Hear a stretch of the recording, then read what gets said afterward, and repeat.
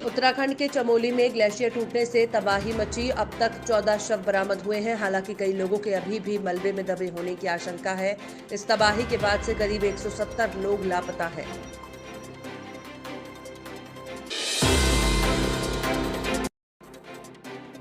राहुल गांधी केंद्र सरकार पर लगातार एक के बाद एक निशाना साध रहे हैं। अब उन्होंने बजट में सैनिकों की पेंशन में कटौती के मुद्दे को उठाया है। उन्होंने बजट को जवान और किसान की बजाय उद्योगपतियों के लिए फायदेमंद बताया।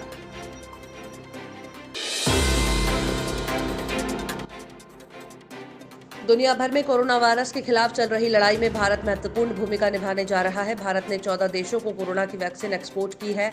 वहीं गृह मंत्री अमित शाह ने कहा कि भारत विश्व की 70% वैक्सीन की जरूरत को पूरा कर सकता है। पीयूष गोयल ने कहा है कि किसानों को कुछ मुद्दों पर गुमराह किया जा रहा है और कुछ लोग उन्हें भ्रमित करने में सफल रहे हैं। वहीं राकेश टिकैत ने प्रदर्शनों को नाकाम नहीं होने वाला जन आंदोलन करार देते हुए कहा कि मांगे पूरी होने तक घर वापसी नहीं होगी।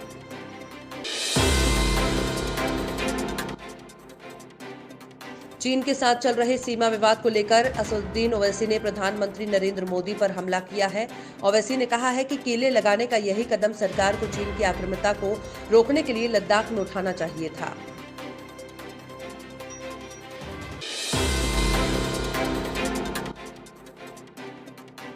कोरोना काल में कई महीने बंद रहने के बाद अब धीरे धीरे स्कूल खोले जा रहे हैं। आपको बता दें कि आज से 4 राज्यों में कक्षा 6 से 8वीं तक के छात्रों के लिए स्कूल खोले जा रहे हैं। इन राज्यों में राजस्थान, बिहार, उत्तराखंड और उड़ीसा शामिल है।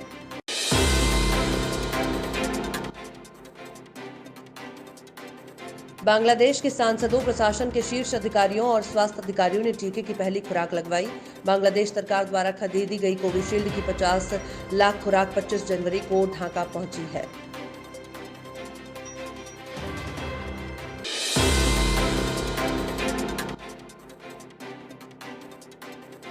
केंद्रीय नगर विमानन मंत्री हरदीप सिंह पुरी ने कहा कि 100 ऐसे एयरपोर्ट को शुरू करने का लक्ष्य रखा है जो या तो बंद पड़े हैं या आंशिक रूप से काम कर रहे हैं। उड़ान योजना के तहत कम से कम 1000 एयर रूट को शुरू करने का लक्ष्य रखा गया है।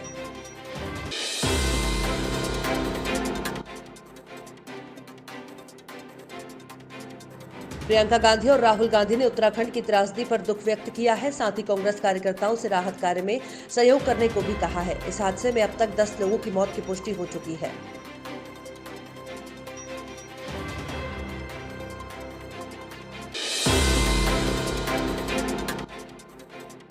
उत्तराखंड के चमोली जिले में ग्लेशियर के एक हिस्से के टूट जाने से धौली गंगा नदी में बाढ़ आ गई। इससे निचले इलाके होकर गुजरने वाली नदियों में पानी बढ़ने की आशंका है। लिहाजा यूपी सरकार ने उन सभी जिलों को अलर्ट कर दिया जहां से गंगा नदी गुजरती है।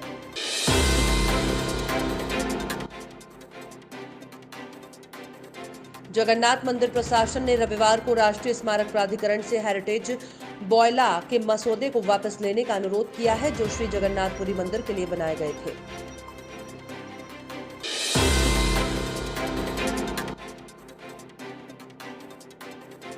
राज्यसभा सांसद महेश पोद्दार के एक सवाल के जवाब में रक्षा मंत्री राजनाथ सिंह ने कहा कि देश में अब तक 11 राफेल विमान आ चुके हैं। इस साल मार्च तक देश की धरती पर 17 राफेल होंगे और अप्रैल 2022 तक सारे राफेल देश में आ जाएंगे।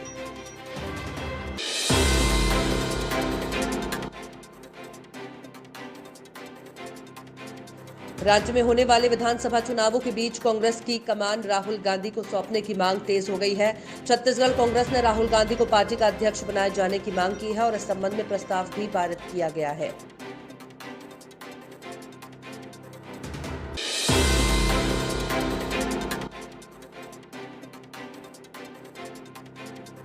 बिहार में लगातार बढ़ते अपराध को लेकर लोक जनशक्ति पार्टी के नेता और सांसद चिराग पासवान ने मुख्यमंत्री नीतीश कुमार पर एक बार फिर से हमला बोला है।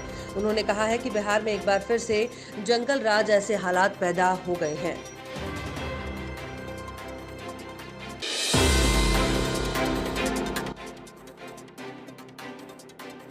परिवहन मंत्री कैलाश गहलोत ने कहा कि इलेक्ट्रिक टू व्हीलर पर स्विच करके एक व्यक्ति पेट्रोल स्कूटर का उपयोग करने की तुलना में लगभग 22,000 रुपए की वार्षिक बचत कर सकता है।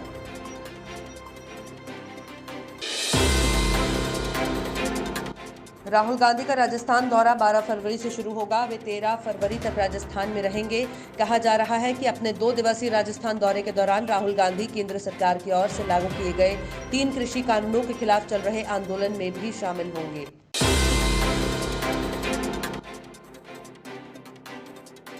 पंजाब सरकार ने रोपड़ जेल में बंद यूपी के विधायक और माफिया डॉन मुख्तार अंसारी को फिलहाल यूपी सरकार को सौंपने से इनकार किया है।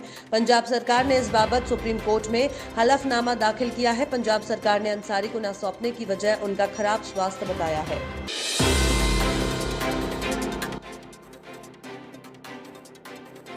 कोरियोग्राफर और फिल्म मेकर रेमो डिसूजा का कहना है कि उन्हें बहुत कम उम्र में ही रेसिज्म का शिकार होना पड़ा था। रेमो ने बताया कि शुरुआत में उन्होंने इसे नजरअंदाज किया, लेकिन अब उन्हें लगता है कि उस वक्त उन्हें इसके खिलाफ स्टैंड लेना चाहिए था।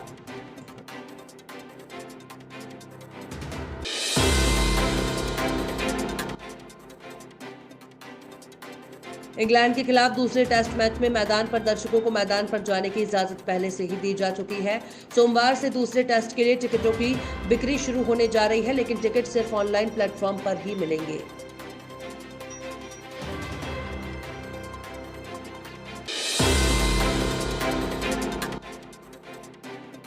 उत्तराखंड के चमोली में रविवार को ग्लेशियर टूटने की घटना सामने आई। इस घटना से भारतीय क्रिकेटर ऋषभ पंत बेहद ही दुखी है।